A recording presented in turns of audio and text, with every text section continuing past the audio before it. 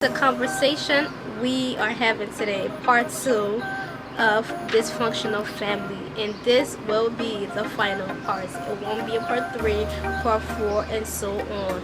This will be the final part.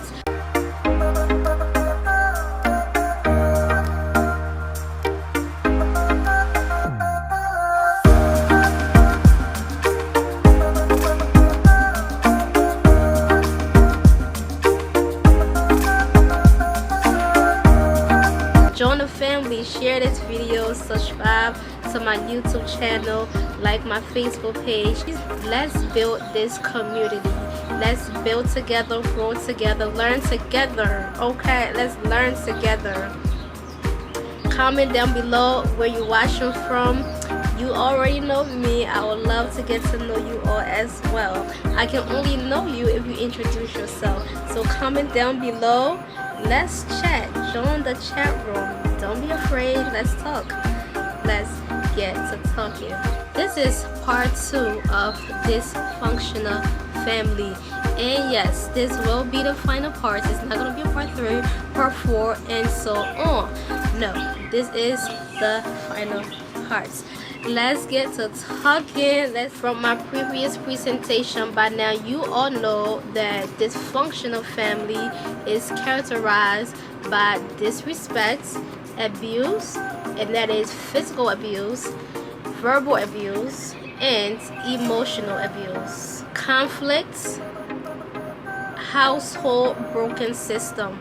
So what that is just generational curse, meaning that because you are in a dysfunctional family dynamic, you too then when you start your family, you will also continue that family dynamic because it is generational until you break that generational curse. So that is what I mean by household broken system. It's generational curse.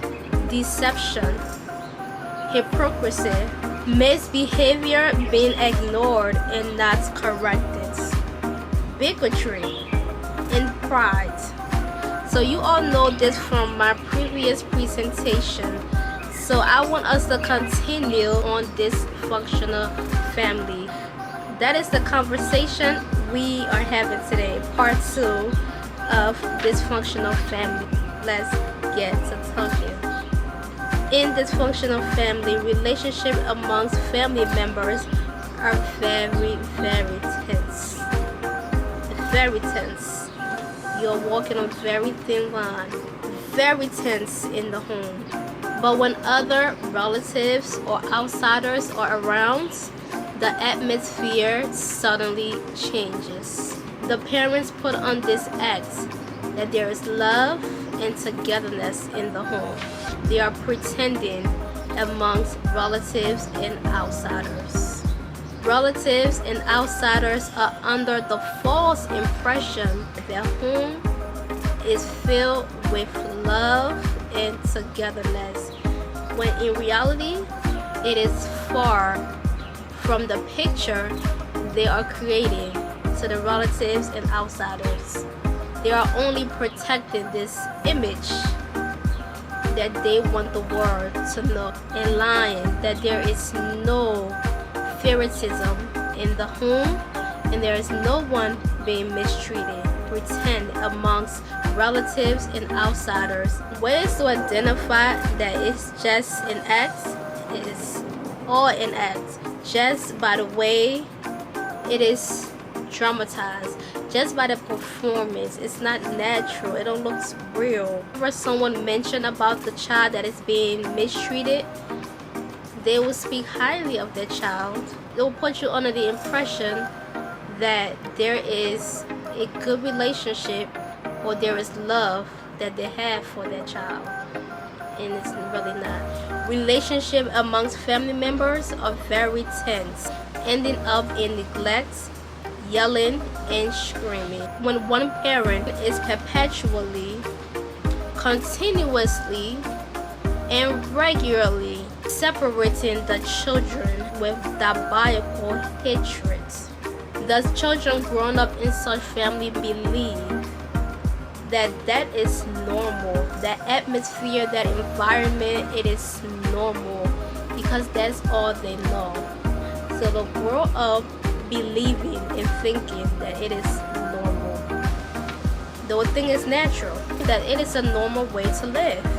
Because the children grown up in a dysfunctional family believes that it is normal, it is obvious when they also grow up and build their family, that is the environment that they will produce, because that's all they know. It starts to favor one child, separates the children when a child is brought into the marriage. They'll grow up with their mindsets. They will grow up believing that it is natural. They themselves will start favoring one child and separating the children. What the dysfunctional family produces on the children who live under that kind of situation, their fear of being alone, their inability to recognize toxic situations, environments, and they are extremely comfortable in toxic environments. They are extremely comfortable in an environment that's very tense and unhealthy relationships and situations. They have low self-esteem. Most of these dysfunctional characteristics in most cases are accumulated in one parent, and the other parent just be doing it to please the other parent, only be doing it to please them, but it is accumulated in one parent.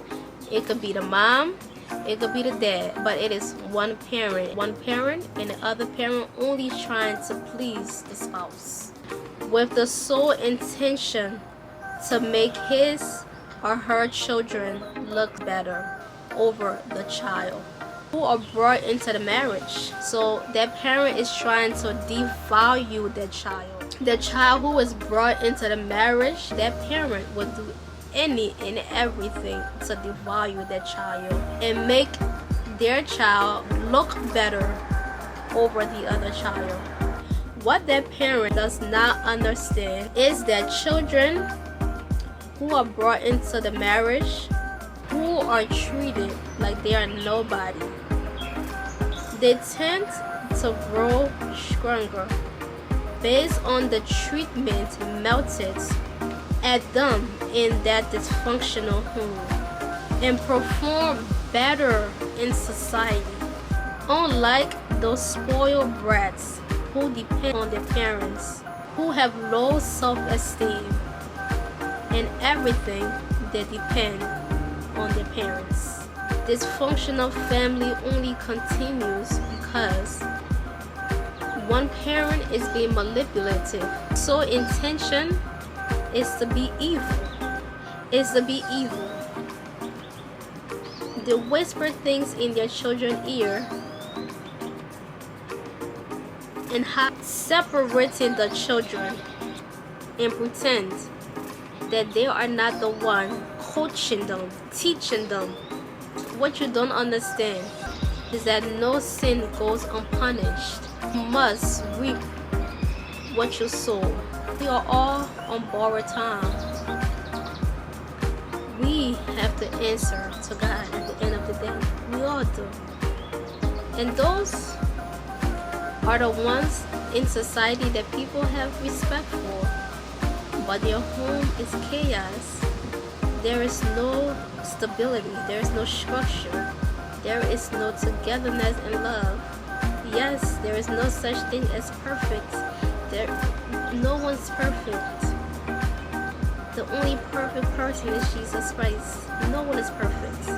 The goal is not to strive for perfection. The goal is to strive for righteousness to the best of your ability. Even in your sins, iniquities, strive for righteousness. Strive for righteousness. No such thing as perfect, but there should be unconditional love, sincerity, honesty. You should not teach a child hatred, because by you teaching your children hatred, what you think you're going to teach their children? Don't be so quick to feel sorry for people, because in this life you will reap what you sow, and if you don't reap, the third and fourth generation will reap. No sin goes unpunished. Put an end to this generational curse. Let it end with them, not with you. Let it end with them. No such thing as a perfect home. No such thing. Home is full of love, togetherness, forgiveness, accountability, honesty, commitment to love. You committed to love. There is no such thing as perfection. That is wano. But to have unconditional love, a lot of people are suffering in silence. You don't know what someone is going through, and they are not entitled to tell you what they are going through. Just be kind, be thoughtful, be positive, because you just never know what someone is going through and what may trigger them. Identify and isolate yourself from dysfunctional people. They are very, very, very, very manipulative. They are very manipulative. Identify and isolate yourself. There is no way you can win with them. They just choose to worship the devil. And there's nothing you can do to help them, because they don't want help for themselves. So the best you can do is remove yourself from that dynamic. Remove yourself and leave them, because no sin goes unpunished. They will reap what they sow. So until we meet again, I let the truth be told. You are tuned in to Conversation with Boy You Know. Until we meet again, be blessed, family, and I'll talk to you soon. You are nothing, so you get nothing. Get out of my face, skunk. I saw your report card. You failed math. Missy made straight A's. Have you found a job yet? I could really use some help around here. Don't start. Why don't you get a second job and pay the bills? You're the parent? I've treated you so well. See, I just don't understand. I ain't asked for any of that now, did I? Remember, I'm a princess. Princesses don't clean. Oh my God, I haven't seen you in years. You look great. I graduated from law school. Oh, wow, that's great, Monica. You really turned out to be something special. Our whole childhood, you made me believe Monica was stupid and I was better than her. And now you want me to be like her? And now you're so proud of her? Well, I don't want to be like her. Yeah, she went to law school. Good for her. Don't talk to mama like that. Don't come in here like you run things. Go take that fancy degree and you go back to where you came from, all right? I don't care what that paper says. You're nothing. Right, Mom? Mama! Are you gonna say anything? I don't deserve to be talked to like this. Ignore Missy. You're still gonna choose her over me? Your mom is dying. I'm not about to give this old lady my kidney. She lived her life. And if you ask me, it's selfish. Why didn't you call me sooner? I want you to know that I deeply regret how bad I treated you. The moral of the story is all children should be treated with love and care. Life has a way of turning to where you may need the same people that you mistreat.